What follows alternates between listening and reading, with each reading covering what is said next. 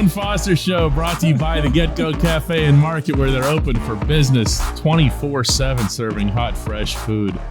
Moan, that's a big smile on that face over there. What's going on this Wednesday? Yeah. Got a whole lot going on, just moving and shaking, man, trying to make sure that this weather, Tennessee's so weird with it, man, but everything is weird. The NFL is weird. We're now witnessing, and I don't know if we're going to go this direction, but we're now witnessing wide receivers get 17 quarterback money. 2017 quarterback money is crazy. Pretty significant Stephon Diggs money.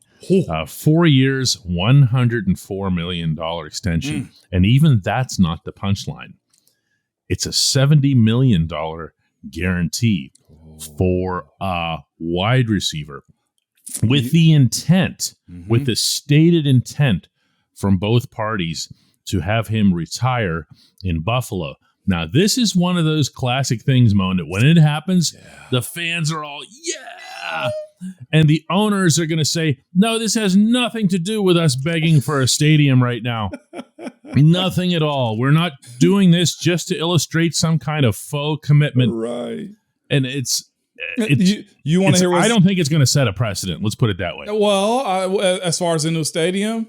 No. As far as there's not always so many receivers that are going to be able to look at the specific situation between Diggs and the Bills and say, well, I want my guy to get that treatment. Yeah, well, it's going to be interesting because I'll say this too. I saw our guy, Deontay Johnson, tweeting about it. It's like, and he deserves every bit of it. And guess what I do? Because I like Deontay. He's a great kid. I say to Deontay, it's a great time to be a wide receiver, isn't it? On Twitter. And all he does is like the comment. And I was just like, I'm reading the room there. Not saying that, Deontay's seeking that type of bread, but nah, but everybody keeps an eye on it, and you were at the head of that list. Oh, I love it, man. I love it. But yeah, great day to be a wide receiver. No question about that. Let's talk a little bit about the NFL draft. Yeah, we've talked about that as it relates to wide receivers. We've talked about that as it relates to a lot of different positions. Mike Tomlin was today at LSU. He was checking out their pro day. There's pictures of him and Ryan Clark down there, by the way, too. And I watch your head coach a lot. And I always try to pay close attention to what it is that gets his attention. Yeah. And instead of getting into my thoughts on this, I'm infinitely more interested in yours. What does he want to see, but specifically from a young player? Yeah. Interesting. He want to see a guy that's a football guy. No matter what their, mentality or how they go about their day to day, that you can dress weird, you can be quiet, you can be a loud guy. But when he watches you do your thing as far as the sport goes, he wants a football player. And that's what he'll tell guys. I always tell people when we walk in those meeting rooms, he tell you whatever you got going on, leave that at the door. Because when we walk in this room, it's all football. And I think he looked for guys who were patterned that way. Also, like he's interested in how he know how to pick a guy or what to get him going, because he know at the core, whatever they got going on, those guys that are in that room care about football. So he tried to find ways in order to get them ticked. Like he knew what to say to me to get me going, or he would say something to Marquise in particular to get him going, or keep Al engaged, or even when he's speaking to the defense, when it's scout meeting Wednesday type stuff. Like those are the things that he does to get you going, because he got a room full of football players. So when it comes time for competition, how serious are they? And I know all these prospects are going to be very serious at LSU or Pitt or Tennessee when they visit there, or Georgia when they go there. But he can see it on the faces of the guys that are, hey, I'm trying to be a pro about this. I don't think it's no mistake why you go get Najee Harris. Look at how he was as a football player in year one. Most running backs, they don't want that workload. They don't want to be clawing for extra yards. What do we see most running backs, wide receivers, and everybody else do now when they catch the ball? Either get on the ground or get out of bounds. Look at the guys that we've had in that. Le'Veon, football guy. James Conner, football guy. By the way, congratulations to him for re-signing a new deal. Football guy. And that's just one position. And then you go get a Benny Snell, who's the exact same way, who's a backup, but the starter is what? A football guy. Those guys that want to play the game and be out there. That's what he looks for as far as football players. And also, too, this has been a very cute trend of his, too. And I say cute and it's not, but young guys that understand the game, too, the 20-year-olds. I can go through a list of guys that they were drafted at 20, maybe turned 21 after the fact, because and when you get them in early, you can teach them to be pros quicker. You know, there's a story that Tomlin himself told about Alex Highsmith's drafting. And Highsmith's playing, obviously, at a smaller program in Charlotte. And Tomlin's down there, and so is Kevin Colbert, and they're watching him. And they see him go through the standard drills that you want to see from an outside linebacker and an edge rusher. And then they watched this kid go into a special teams drill. And they saw the passion that he put into that. And then something that he did on the sideline with the rest of the special teams guys really struck a chord with them. And I'm not going to remember exactly what it was. Yeah. But it was something, it wasn't necessarily like a football drill, physical related type of thing. It just sold them on the idea that this guy is really into this sport. Yep.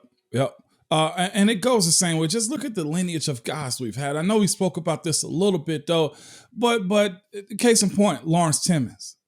He was a football guy on how he goes about his stuff. I know for sure we heard the story of James Conner playing defense at the University of Pitt before he played offense, being a defensive end, but having the ability to be more than just a position guy. Those were the things he was looking at. A guy that we love and endear, friggin' Ryan Shazier. Like absorbed it. Ryan used to come to the facility daily, fully clothed with I don't know if we call a knapsack, a briefcase, whatever it was, changing out of his clothes that he took time to put on to go into the back room or upstairs with the coaches to watch film. You know what I'm saying? Like you see that you can't fake that. No. You can. I mean, I guess in a pro day you can put on a show for a couple of hours. But that's why those guys are going to be looking for those really really little things, you know? And I'll say this in the defense of Artie, too. Artie was the exact same way. Young guy, very talented at Miami, and also absorbing all of his family's duties. Like Artie, I think, pretty much adopted his young brother and sister to be father figure for them. Artie Burns has quite the backstory. You know what I'm saying? That's why. Yeah, it's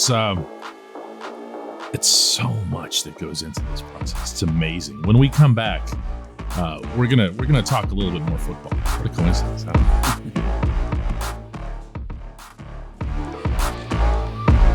Welcome back to the Ramon Foster Show. I can't help but think, though, Moan, to what you said about Mike Tomlin, Kevin Colbert looking at these guys and thinking, is he a football guy? Is he a football guy? While at the same time, I have heard from both of them. I have heard from you, and I know that you practice this in your own family, that everyone encourages youngsters to participate in multiple sports. Yeah. What's the, Well, I think this is, again, I've had these conversations with them. I know Kevin Colbert's a big time baseball guy. Oh, yeah. We have conversations about my kids before. I never forget I'm throwing BP to them or whatever. And friggin' Kev's like, you're not throwing the ball right. Get your shoulder together. He's telling me these types of things. But the reason I'm a huge advocate of multi-sports is options. My kids are big time into baseball and football and basketball. Like there is no down to, I said, sounding like a Pittsburgher, right? The down. That's good. Did you hear that come out? Noted and appreciated. Yeah, there is no downtime in the Foster household, okay? And it's because of the options of it. We're a sports family, but we're going to have our education together too, by the way. I don't want to think it's just all sports. Of course. But it goes like this. If you only play one sport and there's Johnny Lucky that comes up that's 10 times better than you or 2 times better than you, and that's the only option you got, you're probably not going to play in your options and make it to the next level because truth be told, most people want to go to college for free or as free as they can. If that's the option for you, why only play one sport or one, even not just one sport, but one position?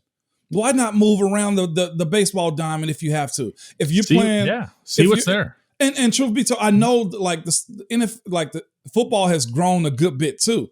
And they have some kids that's only one-way players. And I'm thinking to myself, I played two ways in high school.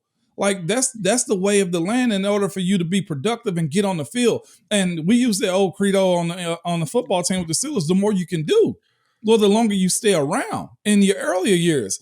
And it's also as if I'm only training one muscle as far as basketball goes, just shooting in my shoulder and this. What about when I got to go plant and I hadn't really worked the muscle group? Football allows you to do that. If I'm only playing baseball and I don't know, like I know a kid that couldn't slide in baseball, just couldn't figure it out. Went and played football, guess what happens the next time around? He starts sliding in the second. He starts sliding in the third. Because in his mind, if I can take a hit on the football field, I can get down in this ground and get dirty. Oh, that's what it allows you to. And for parents that only want their kids to play on the infield when it comes to baseball, no, we don't know what position you're going to play. Here I was as an 8th grader, thought I was going to be the next Shaq. I was 6'3" in the freaking 8th grade. Okay? When my brother playing at the University of Tennessee, I was just thinking to myself, well, I'm going to be 6'8", 6'10", 6'11". I'm going to play ball. No, I get to high school and there's point guards that was my height, 6'6". So they closed that window.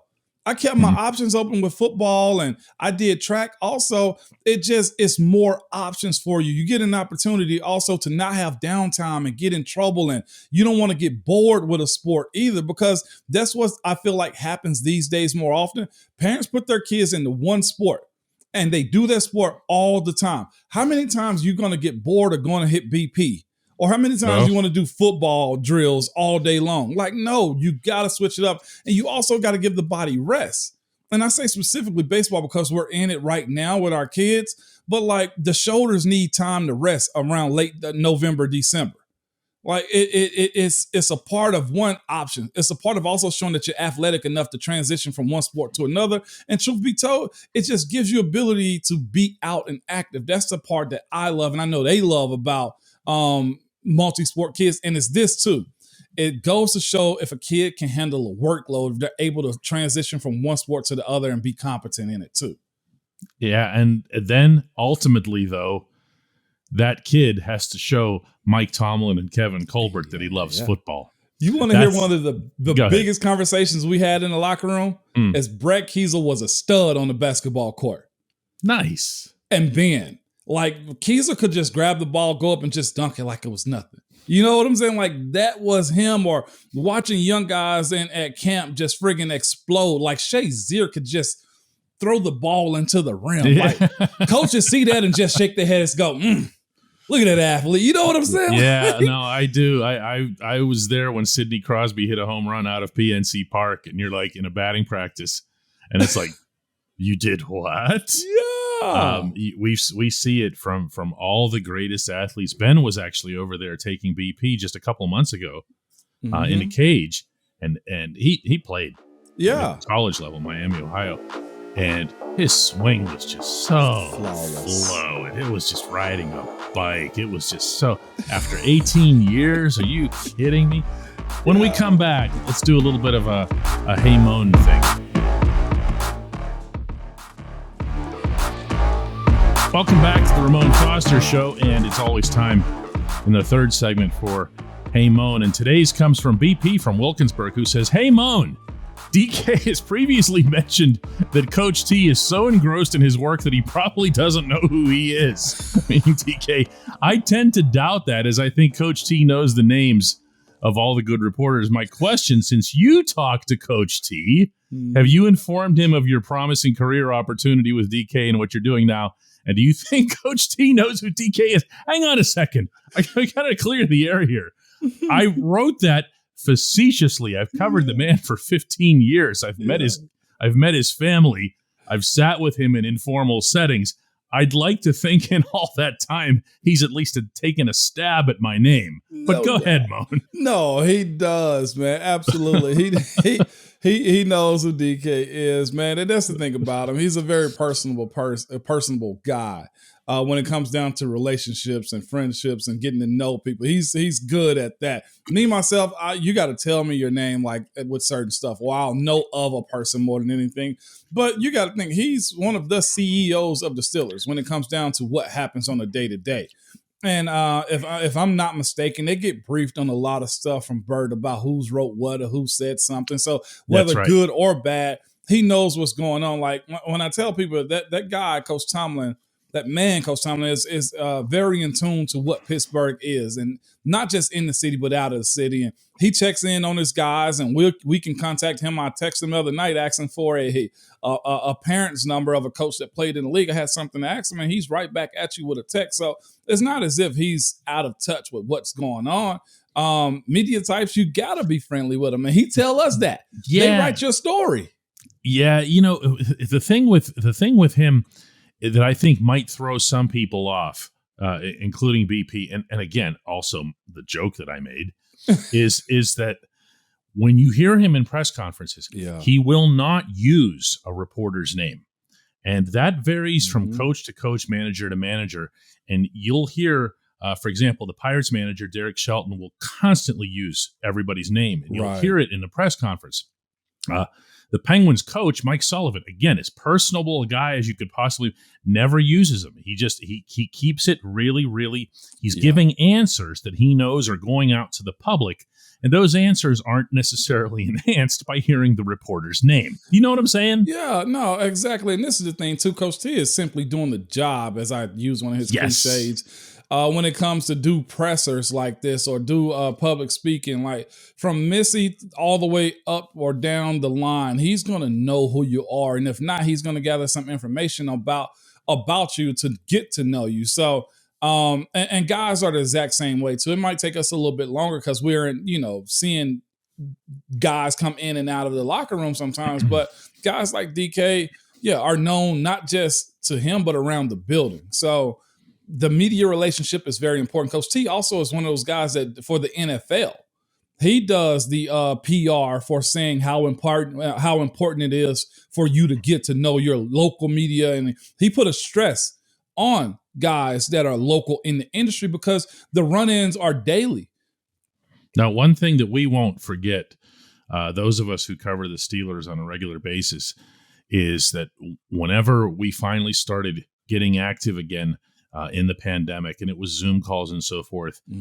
He, with the microphone off and everything else, meaning not being recorded, just said to us, "Hey, I understand this is a tough time in your industry too.